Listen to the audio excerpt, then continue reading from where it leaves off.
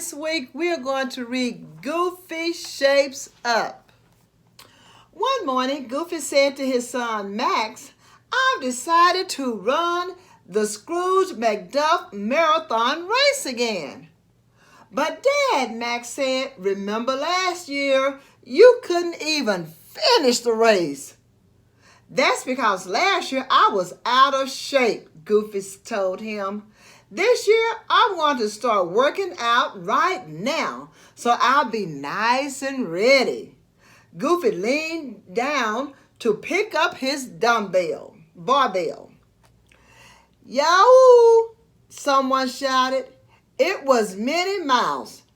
"Now wait just a minute. You can't lift something heavy without warming up your muscles first." "Muscles?" Goofy asked. "I don't understand."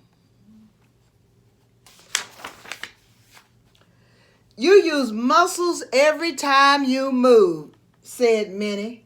"Before you exercise, you should slowly stretch the muscles first. Now follow me. Bend and stretch." When they were done, Minnie said, "Now you're ready to exercise, and so am I. So long." Goofy returned to his barbell and lifted it with ease. But while Goofy held it in the air, Max noticed that it started to bend. "Dad, that barbell's made out of rubber," Max cried. Goofy burst with embarrassment. "Ah, Huck," he chuckled. "I thought I'd start out with something easy. I didn't want to strain my muscles." "Right you are," said Mickey Mouse, coming into the yard. "Did you know your heart's a muscle too?" "My heart?" cried Goofy. "Sure," Mickey replied. "The heart is a very strong muscle. It pushes blood all through your body. A good way to warm it up is by jumping rope." "Have fun," Max said as he went back into the house. Goofy jumped and jumped. Suddenly, he lost his grip and one end of the rope. "Yikes!" he shouted as his jump rope wrapped around him. "Help me! I think this thing is alive." Goofy gasped. "Golly, my heart is pounding." "That's because it was working extra hard," Mickey explained. "You should rest now." "Sorry, no, can't rest," Goofy objected. "I've got to exercise. I don't even have time to eat lunch." "No lunch?" someone shouted. Mickey and Goofy turned to see who it was. Daisy Duck hurried into the yard. "You can't exercise without eating," she said. "You need energy, and energy is what you get from eating healthy foods." She spread a blanket on the lawn and began taking food from her basket. Goofy looked over the fruits, vegetables, breads, and meats Daisy had laid out. "Mmm," he said as he took a big bite of the sandwich.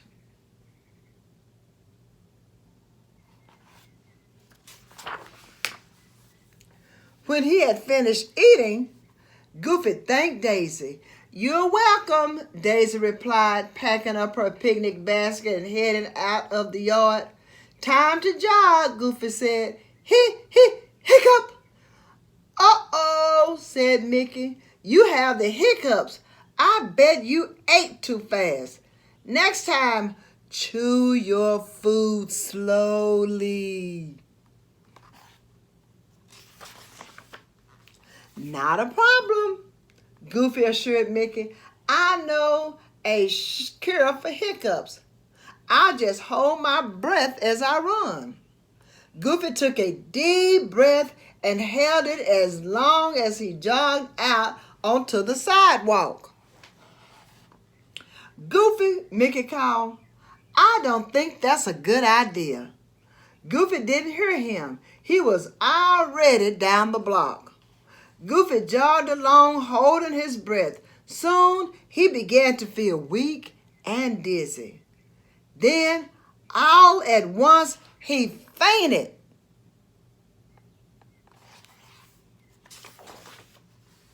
Luckily, Mickey's nephews, Marty and Eddie, were on the way to school. They stopped to help Goofy. Slowly, Goofy's eyes fluttered open. Then he grinned. Hey, my hiccups all gone. Holding my breath worked. You can't hold your breath and run, Marty cried. That's why you fainted. Goofy said. Air contains oxygen. Freddie explained. When we breathe air into our lungs. If you don't breathe, then you don't get oxygen, added Marty. That's why you fainted. Well, what do you know, said Goofy.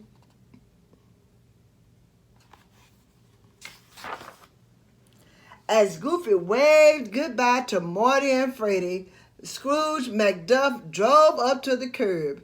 I hear you're entering my race again this year, he said to Goofy. The prize is a brand new bike. Whoa! Max would love a new bike, Goofy cried. Good luck, Scrooge McDuck said as his car pulled away. You'll be up against the fastest runners in town. Whoa, the fastest runners in town? Goofy repeated. Suddenly, he felt discouraged. Who am I kidding? I'm just not good enough to win that race. I might as well not even try, he said grumpily, sitting on the curb. Just then, Mickey appeared. What's the matter, pal? He asked when he saw Goofy sitting by himself. I'll never be able to win that race, Goofy mumbled. I don't have what it takes. I know what the problem is, Mickey told him. It's your brain. My brain? Goofy gasped. What do you mean? I thought it was working fine. Well, sure, said Mickey. You're thinking, you're moving, you're breathing, and your heart is pumping. Your brain controls all of these things and more. Then what's wrong with my brain? Goofy asked. Your brain also controls your feelings, Mickey said. A winning attitude comes from your brain. What's a winning attitude? Goofy asked. It's the feeling that helps you say, I can do it.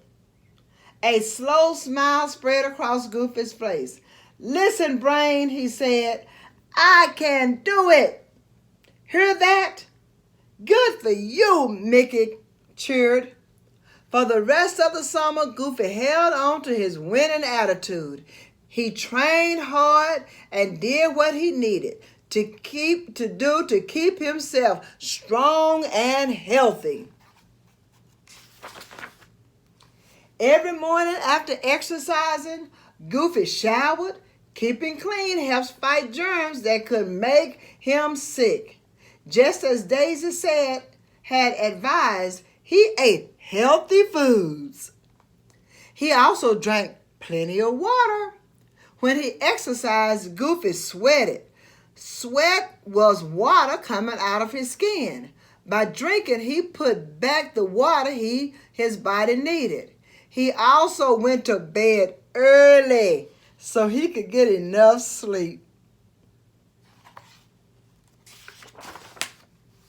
On the morning of the race, Mickey Mouse knocked on Goofy's front door. Surprise, he said, I bought you a present. For me, Goofy asked delighted. What for? It's a good luck gift, Mickey explained. Whoa, thanks, Thanks, Goofy cried when he opened the box and looked inside. Sneakers! The nicest sneakers I've ever had. Your feet are important, said Minnie, especially when you're running in a race. I have a good luck gift for you too, Max said from the stairs. It's a visor to shield your eyes from the sun. Why, thank you, son, said Goofy. Good thinking. Next, Goofy got dressed and ate a healthy breakfast. He was already on the porch when he stopped short. Wait a minute, I forgot one thing, he said. My winning attitude. He went back inside and looked in the mirror. I can do it, he said to his own reflection. At the race, Goofy lined up with the other runners. On your marks, shouted Scrooge McDuck. Get set, go. Goofy ran as fast as he could. He was in the lead. Go, Goofy, go! His friends cheered from the sidelines. Suddenly, Goofy's visor fell over his eyes. He couldn't see. Whoa! Who turned out the lights? He shouted.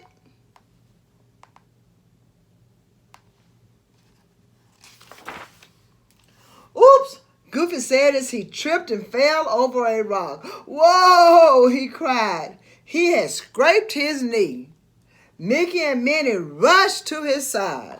Minnie washed the cut. When you tear your skin, germs can get in, she explained. Soon you'll grow a scab over the cut, which is like your body's own bandage. But it's a good idea to put a bandage over it to protect the cut.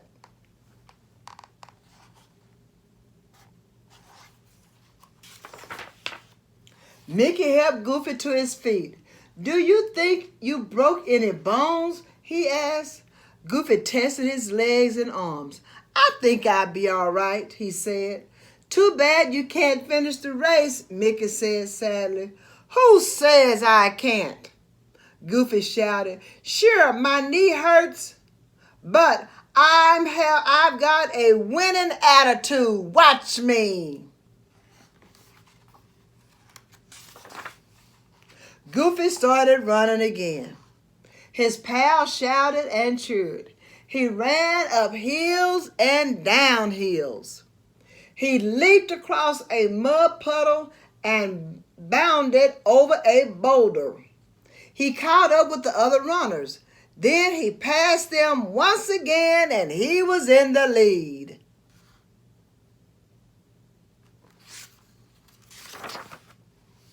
The finish line came into view. Goofy was almost there. Nothing can stop me now.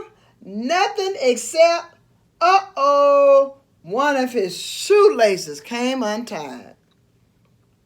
Just then, he stepped on the lace and stumbled. Then he tripled and stumbled again, right through the finish ribbon.